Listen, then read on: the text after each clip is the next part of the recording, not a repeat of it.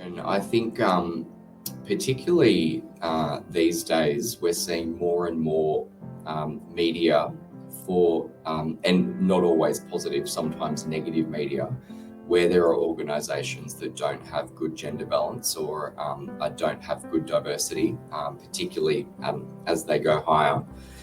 And especially in Australia, from next year, 2024, the Workplace Gender Equality Agency will be publicly publishing the gender pay gap of every organisation, not government, but all private organisations with more than 100 employees.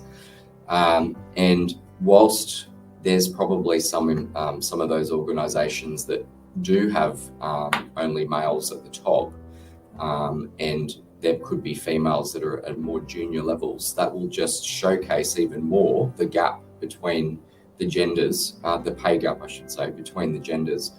So there's a real business benefit of making sure that organisations are, first of all, measuring what the pay gap is, but then analysing their data and looking at what they can do, because I have absolutely no doubt that from next year there will be quite a few media articles that will come out that won't be positive in a variety of different organisations in Australia. But I think also then it just goes back to thinking about, in Australia in particular as well, actually no, not just Australia, but globally, there's an ageing population. So women's economic workforce participation is becoming more and more important around the world.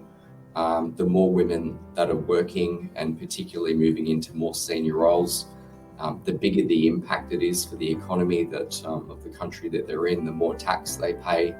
Those taxes then have benefits for the whole country. So there's real equity measures there. And outside of that, it's just the right thing to do.